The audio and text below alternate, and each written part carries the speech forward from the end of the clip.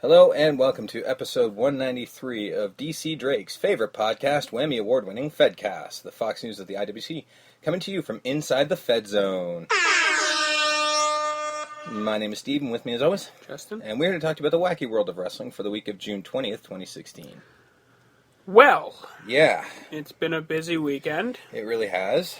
and as far as news is concerned, I guess a bomb, you would say, was dropped on the WWE this afternoon, which is rare for us, because usually the news happens on the Wednesday, and then we're the last ones to talk about it. Yeah, we're going to be one of the first. It's fantastic. But this time, we'll be one of the first ones to bring you the news. So. And it doesn't help that I'm like half asleep, so I don't even know where I am right now. That's not good. Nope. But you usually sleepwalk through these things. This is true. But, all that aside, Yep. we start with TNA as usual. We do. TNA coming off their Slammiversary. Yeah. 14 years as a wrestling company. You wouldn't know it. I didn't do the math. I should have, I guess, in hindsight.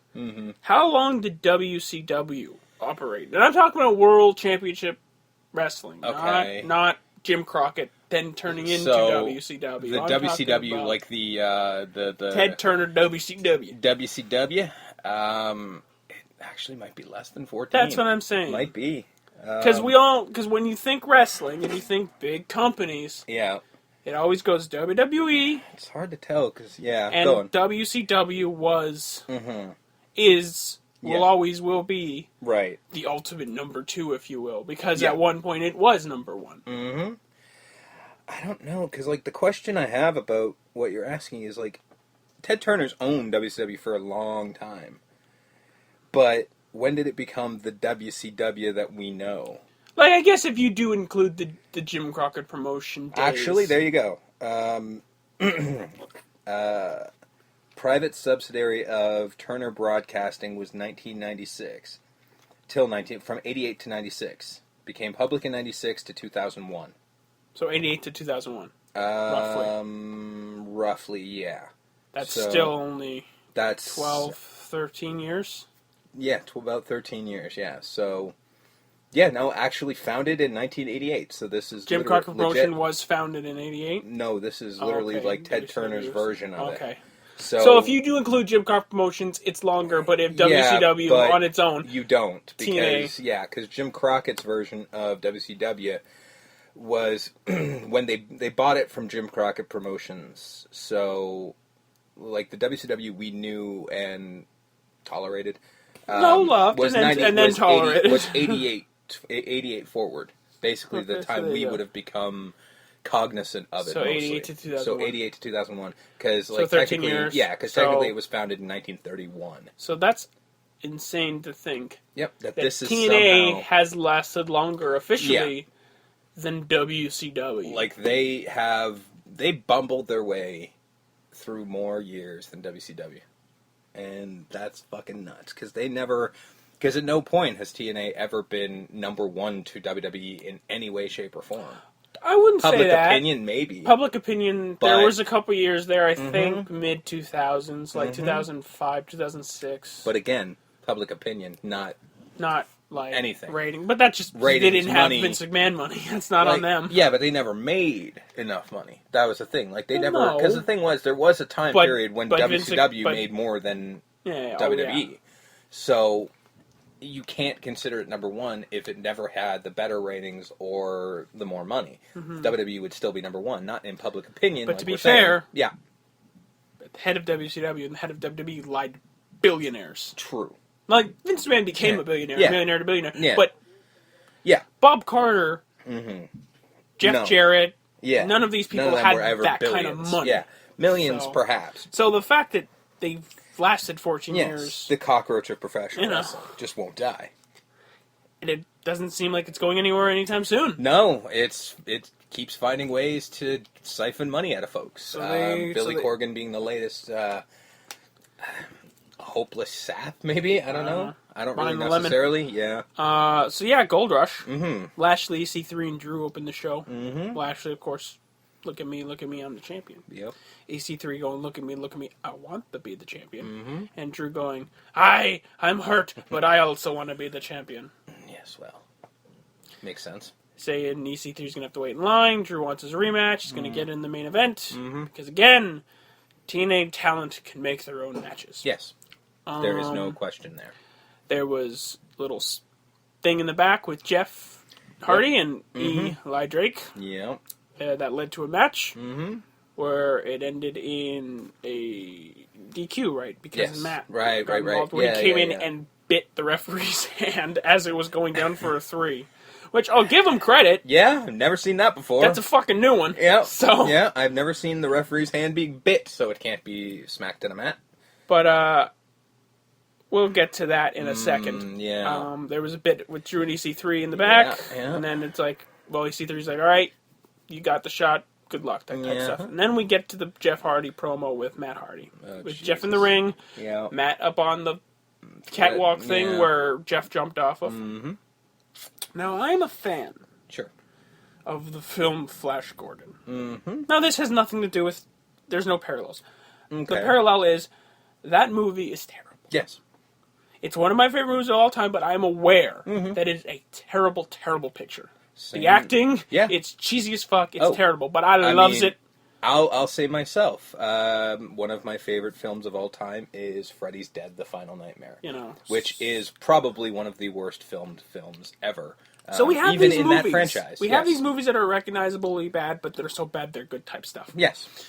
Is that where this is now? It's gotta be. Because I gotta tell you, I kind of enjoyed it. Because I was watching this promo, this 10-minute promo, where Jeff can't talk. He can't talk. No. He cannot form words into sentences and whatever. And Matt, I don't know. He obviously has creative license. Yeah. Because Matt has literally gone off the deep end. He's British now. Unbroken Matt Hardy. Yeah. What? His accent's changed. He's British now. You sound like you belong on Downton Abbey or something. It took a while for me to figure out exactly who he's mimicking, but it's actually Johnny Depp in Sweeney Todd and the Demon Barber. Is that what he's trying? Is that with the hair? That's the hair. Why? That's definitely the hair. I happened upon the DVD box this morning and went, oh shit, look at Matt Hardy. So he's now Johnny Depp in a lot of ways because Johnny Depp has affected a British accent lately. Has he? He has. Well, he spent like 12 years in England living there. That's fine. That doesn't make you British. No, but it happens. Whether you want it to or not, it happens. Now, sometimes people do it just because they're dicks. Yeah, but honestly... See Madonna. Yeah, Madonna, I will definitely give you Madonna, but Johnny Depp doesn't seem like that kind of guy. He just sounds like a weirdo. Yeah, he's a weirdo, and he's artsy-fartsy, but he's not the kind of guy to affect an accent just to be trendy.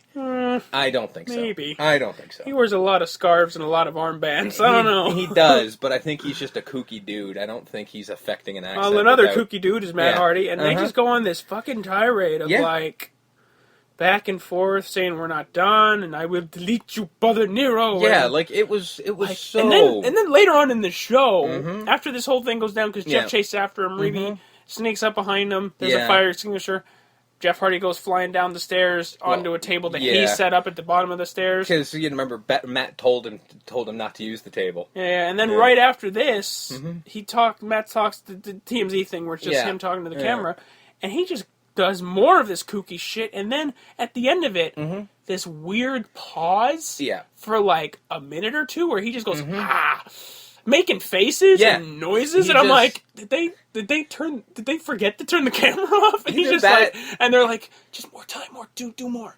Honestly, okay, I thought he was having a stroke, because it would be the only thing that would have made sense right there. I'm like sitting there going, what the fuck? Between the promo and the fighting on the stairs and this thing, I'm like, the last 10 minutes, I'm like, what the fuck just happened? But I'm starting to look at it going, this is so... What is this? Again, in the vein... It was hilarious. Yeah, in the vein of, Flash Gordon and Freddy's Dead, I'm like, it's now become so bad it's good. Is that it? To me, anyway, because I found myself enjoying it, because I'm like, you know what? They've gone so far off that it's turned around to being entertaining again. It was kind of like way back in the day with James Storm and the fucking Mickey James of it all, where he literally threw her on the train tracks. You and everybody else in the world thought it was stupid, but I was like, you know what? This is so bad, it's now entertaining to me. It was just so bad. Well, the problem with that is they tried to rein that in. Yeah. Right? Now, but it was just with these Hardy Boys, I don't think they're reining it in. I think it's just going to get more ridiculous. Honestly, more ridiculous. I think it's part of the reasons is the rumors that are going around. That WWE's smelling to go for Jeff. Well, it's not just that. They're going for like a bunch of 40-plus year guys. I'm like, new era. Why are we asking the geriatrics to come back? I don't know. I mean, Jeff Hardy's probably the only one on that list where I'm like, if you get him for more than a one-off, okay. But everybody else that they've got on that list, I'm like, one-off match maybe, but not on the roster. That's not cool. Even then, the Hardys, you get them, they're going to be fighting the Dudleys in the pre-show in like 20 minutes. So... And they won't let them do this. Yeah, this ain't happening. So I think they'll be like, "We'll sign you guys, but that shit you were doing in that's Florida, not happening. Yeah, that shit ain't gonna fly up north. No, that don't fly in New York. Like I get that fucking Dixie's just like, whatever. You guys are bringing us merch and ratings. Whatever merch and ratings we have is because of you. Yeah, so go nuts. Enjoy. But yeah, so it's ridiculous. But like I said, I'm starting to enjoy it. It was, you know what it was? It was that final bit with Matt talking to the camera, going, "I will delete him." It shows that it's just there's nothing left here. They're just literally they've stopped making sense and they're just making noises. That's all it is. So I'm like, you know what? I'm in. It doesn't make any sense and it's unbelievably stupid, but I'll take it now. There you go. Second match, second title. This is all matches. Had title implications. Yes. Eddie Edwards, Trevor Lee. Decent match. Yeah, it was fine. Eddie Edwards wins. Yep. Well done there. Yeah, good for him. The Bromans backstage. Pervin out looking at Raquel change. Alright. Like, this whole Bromans thing was literally a commercial for Big Brother. Because Big Brother After Dark is a show. Yeah. Big Brother's a show that follows people in the house, whatever. Jesse Goddard was on it. He's pretty famous for being on it. Like The Miz was for Real World. After Dark is literally, I've seen it because I used to watch Big Brother. So I did. Wow. Back when, just like literally it's when Jesse was on it. That's when I watched it. So I'm talking this was a long time ago. They're on 18 now. I don't know. I was watching when it was like 8. So, you know. I've never seen an episode of that. It's been a minute. Yeah. But either way, what After Dark is that it's literally just the cameras running. Like, the cameras that follow people in the house, it's just the cameras running. So you literally are spending hours watching them play pool or smoke cigarettes or talk about nothing. Why would I want to watch this? See, Big Brother's one thing. That's fine. There's competitions, there's storylines, whatever. But After Dark is literally watching people living in a fucking house. You know what, though? People will watch that. People will watch the shit out of that. Oh, yeah, that's why Pop TV has it. I don't get it. That's what this promo was. It was like, I got this camera that follows everywhere around the impact zone. And, there's Raquel. She's almost naked. Yeah, but you know what? That's what the Bromans are there for. I guess. They've done nothing but advertise for it. Remember when Tinder first started? They were advertising that. The Tinder games and all that stuff? Yeah. So, that's the thing. That's what they're there for. Fair enough. It was a commercial for a show that, unfortunately, a lot of people watch. EC3 and Lashley. Lashley saying EC3 stay out of my way, that kind of stuff. Yeah. Hall of Fame! Yes. 2016. It's been going since 2012. I'm really surprised TMZ didn't break this first. It's because nobody cares. Exactly. Apologies to the person who did get it. No, but I thought it was funny. I'm all for it, yeah. They go through the list of all the Hall of Famers since TNA. None of them are there. Sting? Except for Earl. Not there. WWE. Bubba Ray and Devon. WWE. Who else? Kurt Angle. Kurt Angle. Will be in WWE very shortly. According to him, he was on a fucking radio show or something last couple days going, it's not a matter of if, it's a matter of when type stuff. Apparently he just had a conversation with Trips. So I'm guessing that means that's happening. Again, one-off, please. Don't need him on the full-time roster. No. He's kind of more robot than human now. There's a reason why they call him Cyborg. And Earl. He's still there. The only one who's still there, because WWE won't take him back. Yeah. And also, he shouldn't be reffing because he's 11. Yeah, well, and the fact that you can watch him and he can't actually hit the mat anymore. And that's it, right? Yep. 2012, 2013, 14. No, Jeff Jarrett. He's doing his own thing. He's doing the Jeff he ain't there anyway, so... So we get Hall of Fame, 2016, Gail Kim. I'll accept that. This one, it's funny enough. This is the first one out of all of them I'll accept. Yep. Because everyone else before her made their bones elsewhere. Well, I mean, there is an argument to be made that she did as well. No. Really? Do you remember Gil Kim in WWE? Not really. Does anybody? No. You know what I remember? You know what, you're I right. remember